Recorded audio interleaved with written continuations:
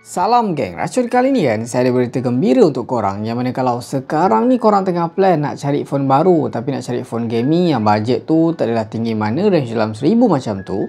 Dalam masa yang sama of course lah kan korang nak cari yang high spec. Korang nak cari yang support PUBG 90fps, yang ada RGB, lampu-lampu lit lap kan, banyak features gaming, refresh rate pun nak tinggi, pakai AMOLED, bateri nak besar, kalau boleh nak main Genshin tu tak overheat.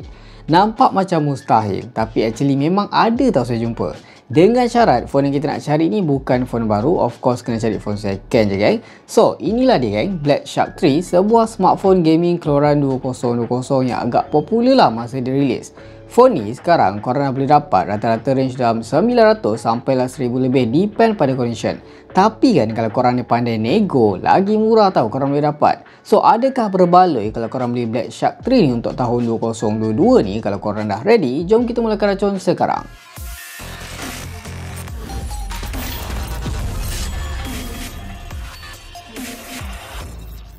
Dari segi rekaan macam korang nampak, warna yang kita dapat sekarang ni memang cukup menyelah. Kalau korang perasan kan rekaan phone gaming sekarang yang keluar pada tahun 2022 ni, rata-rata memang sangat simple tau body belakang dia.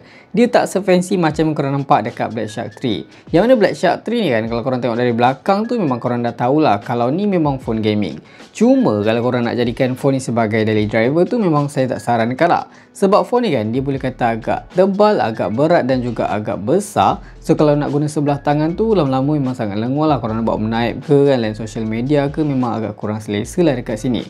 So kalau kita tengok dari bahagian sisi kanan dekat sini, korang akan nampak ada dua line antena dan ada volume rocker up and down dan juga ada SIM tray. Kalau kita tengok dari bahagian sisi kiri dekat sini, di bahagian atas ni korang akan nampak ada power button. Dekat bawah ni ada satu dedicated button yang mana khas untuk korang masuk dekat mode gaming Shark Space.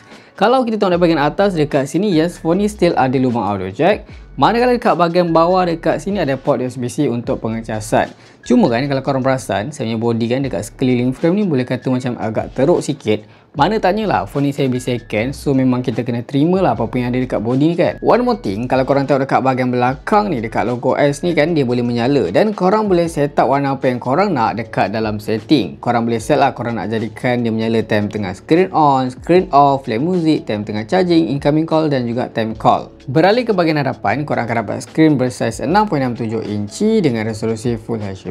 Untuk panel dekat sini dia pakai panel AMOLED. So far dia punya quality tu memang sangat cantik. Untuk saiz dia pun bagi saya cukup sedap lah untuk korang gaming dan juga untuk korang lain movie.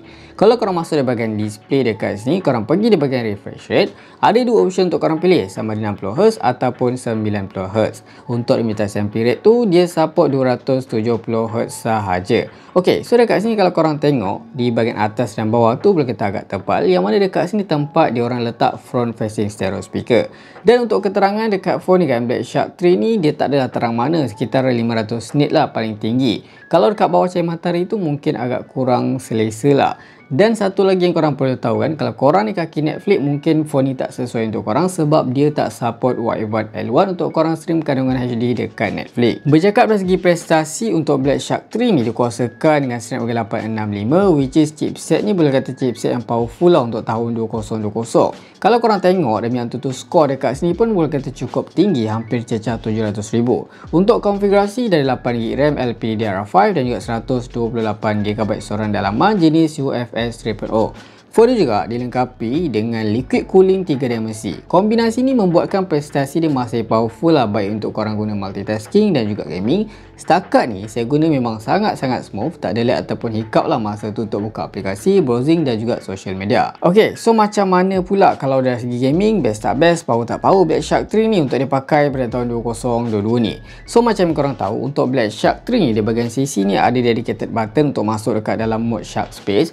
Yang mana dekat dalam ni ada banyak benda yang korang boleh adjust, yang korang boleh tweak untuk dapatkan performance yang lebih mantap tau. Macam korang nampak ada shortcut setting, gamer studio, basic setting. Kalau korang masuk dekat bahagian game lobby dekat sini kan, semua game korang install dia akan masuk. Contohnya kita masuk dekat PUBG Mobile. Once korang swipe di bahagian sisi kanan atas ataupun kiri dekat sini, ada banyak lagi features in-game. Yang mana dekat sini, dia ada master control berfungsi sebagai trigger, ada magic press dan juga motion sensing. Next lagi dekat sini ada share arsenal, ada macro kan. Kalau korang masuk dekat game configuration, dekat dalam ni ada banyak lagi fungsi. Korang boleh boost performance, display, touch, audio, network dan banyak lagi. Satu benda lagi yang paling best dekat sini, korang tengok sendirilah, dia ada monitor untuk korang keluarkan punya pop-up FPS apa semua tu kan. Memang nice gila. Dari segi grafik untuk PUBG Mobile ni, korang mendapatkan setting rata kanan of course Ultra HD, Ultra Frame Rate. Tapi kalau korang dapatkan performance yang lebih smooth, korang boleh pakai smooth 90 FPS. Memang terbaik lah setting ni. Kalau untuk Call of Duty Mobile, korang mendapatkan very high dengan max ataupun ultra dengan medium. Untuk Mobile Legends, korang mendapatkan grafik tertinggi ultra dengan refresh rate sampai high sahaja. Next untuk Apex Legends, korang mendapatkan grafik quality kepada Extreme HD dengan frame rate sampai very high. Tapi kalau korang nak main frame rate sampai ultra dekat sini, dia akan setkan grafik quality kepada normal sahaja. Untuk prestasi masa gaming dekat sini pun bagi saya cukup mantap. Phone ni masih boleh perform lah untuk kita guna pada tahun 2022 untuk gaming lah terutamanya. Yang mana saya try main PUBG 90 FPS, Apex Legends rata kanan, Genshin pun saya setkan kepada high setting 60 FPS.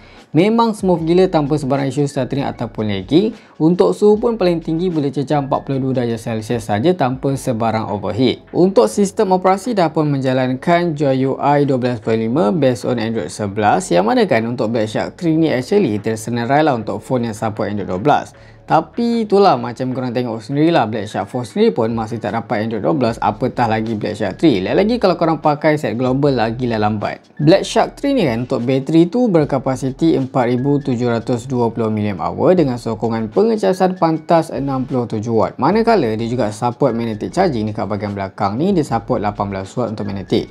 Ok, so kalau dari segi ketahanan bateri, macam korang tahulah phone saya 4 second, so bateri tu kita tak boleh nak expect macam phone baru kan. Tapi so far saya dapat dia punya ketahanan bateri, screen on time kalau untuk social media usage tu dapatlah dalam 5 jam. Kalau untuk fully gaming saya dapat dalam 2 jam lebih macam tu lah. Manakala untuk pengecasan pantas tu saya rasa macam phone ni macam dah tak berapa nak pantas. Saya pakai 67 watt tu dalam hampir 1 jam jugalah untuk fully charge. Bercakap dari segi fotografi, untuk Black Shark 3 ni dilengkapi dengan triple camera setup di bahagian belakang. Dia ada 64 megapixel untuk kamera utama, ada 5 megapixel untuk depth sensor dan juga ada 13 megapixel untuk ultra wide angle. So far kan hasilnya bagi saya sedap lah mata memandang, sharp and detail tu ada. Untuk rakaman video pula dia support resolusi tertinggi 4K 60fps. Warna dia memang boleh kata nampak pop up lah. Cuma bila kita record tu dia tak macam smooth mana lah dia bergegar sebab phone ni tak ada OIS.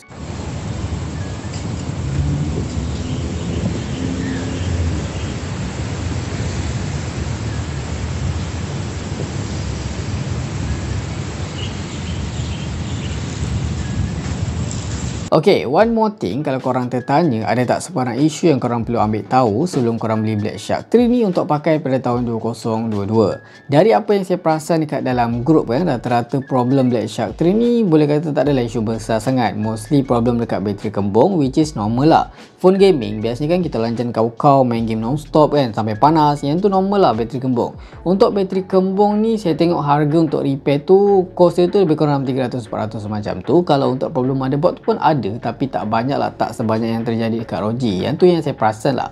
Cuba korang komen kalau korang ni user Black Shark 3, apa yang problem yang korang hadapi dekat phone korang. Cuba korang komen lah, kita nak tengok kan. So rasanya sampai sini dulu video kita untuk kali ni. Kalau korang suka video ni, jangan lupa tinggalkan like, share, komen dan juga subscribe.